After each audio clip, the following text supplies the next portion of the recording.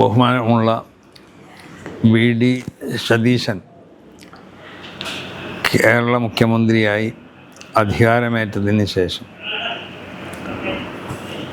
മന്ത്രിസഭയിലെ ഏറ്റവും സീനിയറും ആഭ്യന്തരമന്ത്രിയുമായ രമേശ് ചെന്നിത്തല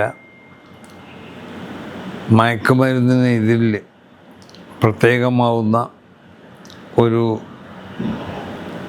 സംവിധാനം ആവിഷ്കരിക്കുകയും തൂഫാൻ എന്ന പേരിൽ അതിനെ കേരളത്തിൻ്റെ എല്ലാ മുക്കിലും മൂലയിലും നടപ്പിൽ വരുത്താൻ വേണ്ടി തീരുമാനിക്കുകയും ചെയ്തു. അതിൻ്റെ അടിസ്ഥാനത്തിൽ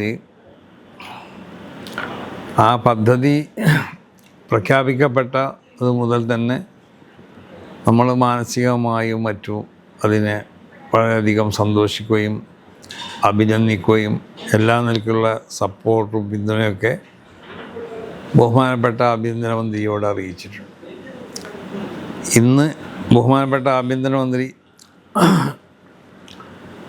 ശ്രീമാൻ രമേശ് ചെന്നിത്തല സമസ്ത കേരള ജംഇയ്യത്തുൽ ഉലമയുടെ കോഴിക്കോട് ഫ്രാൻസിസ് റോഡിലുള്ള ഓഫീസിലെത്തുകയും പ്രസ്തുത വിഷയത്തെ സംബന്ധിച്ചൊക്കെ സംസാരിക്കുകയും ചെയ്തതിൻ്റെ അടിസ്ഥാനത്തിൽ സമസ്ത കേരള ജംഇയ്യത്തുൽ ഉലമയുടെയും അതിൻ്റെ എല്ലാ പോഷക സംഘടനകളുടെയും നേതാക്കന്മാരോടും പ്രവർത്തകരോടൊക്കെ പ്രത്യേകമായി അഭ്യർത്ഥിക്കാനുള്ളത്, ഈ പദ്ധതിയുമായി കൊണ്ട് സഹകരിച്ച് ഇതിന് വേണ്ട എല്ലാവിധ സഹകരണവും പ്രോത്സാഹനങ്ങളും പ്രവർത്തനങ്ങളൊക്കെ നമ്മുടെ ഭാഗത്തുനിന്ന് ഉണ്ടാവണമെന്നും, പ്രത്യേകിച്ച് എല്ലാ പള്ളിയിലുള്ള ഖത്തീബന്മാർ അവരെ പള്ളിയിൽ ജുമാ നിസ്കാരത്തിന് ശേഷം പ്രസ്തുത വിഷയത്തെ സംബന്ധിച്ച് ജനങ്ങളെ ബോധവൽക്കരിക്കുകയും നമ്മുടെ ചെറുപ്പക്കാരെന്ന് മാത്രമല്ല എല്ലാ ആളുകളും മധ്യവയസ്കരും വയസ്സന്മാരും ഒക്കെ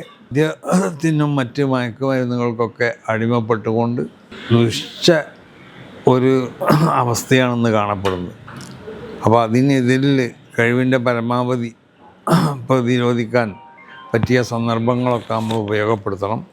അതുകൊണ്ട് എല്ലാ ഖത്തീബന്മാരും വെള്ളിയാഴ്ച ജുമാക്ക് ശേഷം അവരുടെ പള്ളിയിൽ വെച്ചുകൊണ്ട് ഈ വിഷയത്തെ സംബന്ധിച്ച് പൊതുജനങ്ങളെ ബോധവൽക്കരിക്കണമെന്നും പ്രത്യേകമായി കൊണ്ട് എല്ലാവരോടും അഭ്യർത്ഥിക്കുന്നു. അസ്സലാമു അലൈക്കും വറഹ്മത്തുള്ളാഹി. Waytonikah.com, the exclusive Muslim matrimonial site.